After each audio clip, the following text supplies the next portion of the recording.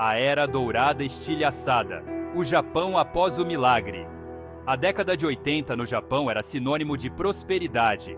O milagre econômico japonês, iniciado no pós-guerra, estava no auge. As indústrias bombando, os salários crescendo, e o país era um exemplo de crescimento e modernidade. Mas essa euforia econômica tinha um porém: uma bolha especulativa inflada por investimentos exagerados e especulação desenfreada, principalmente no mercado imobiliário. O palco estava armado para uma crise que mudaria para sempre a face do Japão. O ano de 1989 marcou um ponto de virada. A bolha imobiliária finalmente estourou, levando junto os mercados de ações e a economia japonesa como um todo. A década de 90 começou com um sentimento de incerteza e apreensão. A Era Dourada tinha chegado ao fim, abrindo caminho para um período de estagnação econômica que ficaria conhecido como a Década Perdida. O colapso da bolha. De tigre econômico à década perdida. Com o estouro da bolha, o Japão mergulhou em uma espiral descendente. Os preços dos imóveis, antes nas alturas, despencaram dramaticamente. Empresas, endividadas e com excesso de investimento, enfrentaram falências e demissões em massa. O desemprego, um fenômeno quase inexistente no Japão das décadas anteriores, tornou-se uma realidade sombria. A crise expôs as fragilidades do sistema econômico japonês, que até então era visto como um modelo de eficiência. Os bancos, atolados em empréstimos inadimplentes, restringiram o crédito, sufocando ainda mais a economia. A confiança no futuro, antes inabalável, evaporou, dando lugar a um clima de pessimismo e incerteza. Um verdadeiro oba-oba, que terminou em desilusão. Uma geração desiludida. O impacto social da recessão. A crise econômica deixou marcas profundas na sociedade japonesa. A geração que cresceu durante os anos de prosperidade, acostumada com estabilidade no emprego e com o dinheiro sobrando no fim do mês, foi particularmente afetada.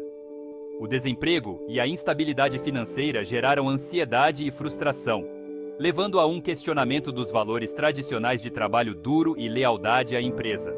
Um verdadeiro choque de realidade. A recessão também impactou os jovens que estavam entrando no mercado de trabalho. As oportunidades antes abundantes ficaram escassas. Muitos jovens se viram presos em bicos e empregos mal remunerados, sem perspectivas de futuro. Essa sensação de desilusão e falta de perspectivas moldou a visão de mundo de toda uma geração. Paraíso da cultura pop. A ascensão do anime, mangá e videogames.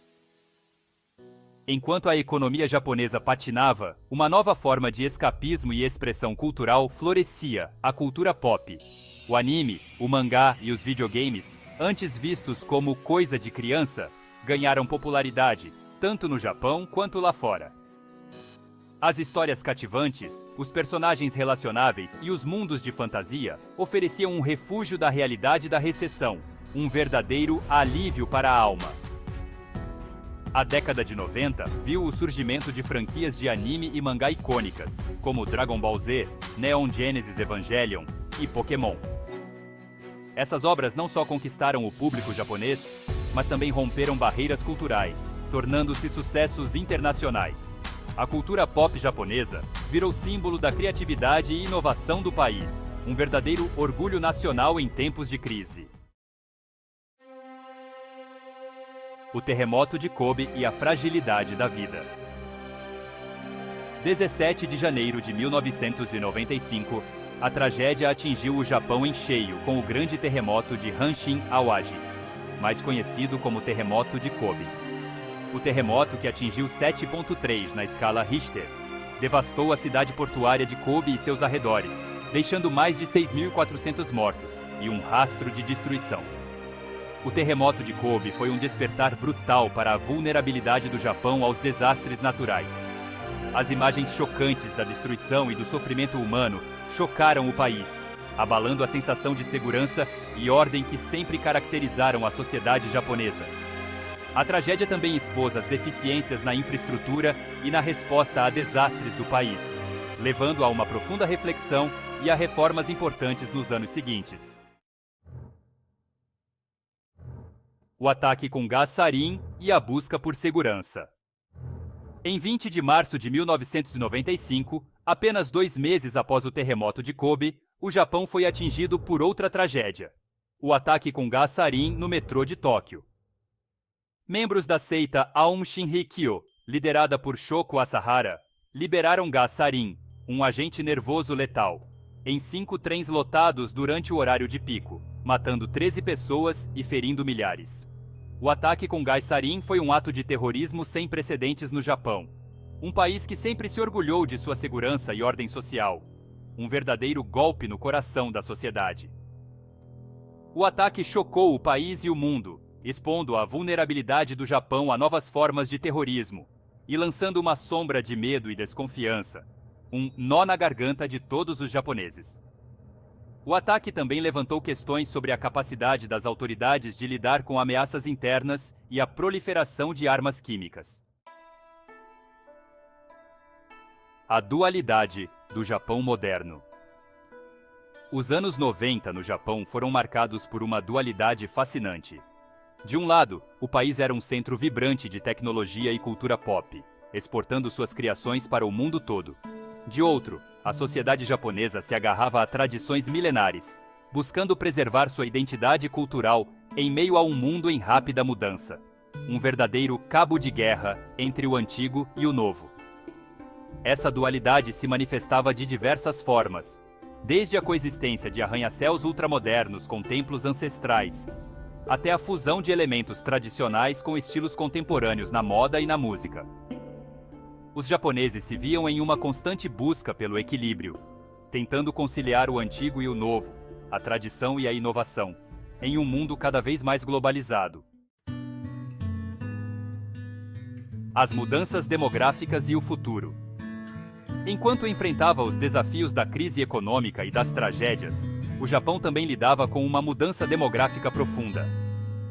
A queda na taxa de natalidade e o aumento da expectativa de vida resultaram em uma sociedade mais velha, com mais pessoas da melhor idade do que jovens. Essa mudança demográfica trouxe uma série de desafios, como a falta de mão de obra, o aumento dos custos com saúde e previdência, além da necessidade de adaptar cidades e serviços para uma população mais velha. O Japão se viu na linha de frente de um fenômeno global, buscando soluções para os desafios de uma sociedade em envelhecimento, um período de aprendizado para o mundo todo. Lições econômicas e triunfos culturais.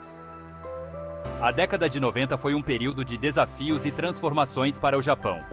A euforia do milagre econômico deu lugar à realidade da década perdida, e o país enfrentou sua vulnerabilidade a desastres naturais e novas formas de terrorismo.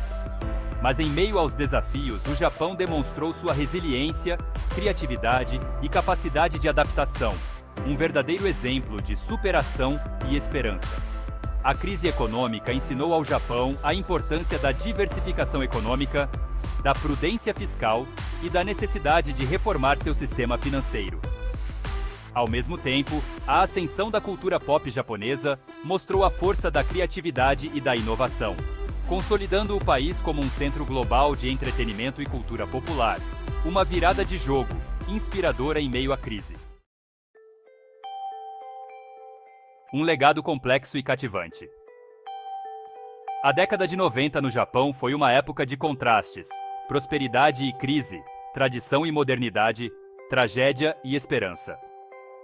Essa década turbulenta deixou marcas profundas, moldando o Japão que conhecemos hoje.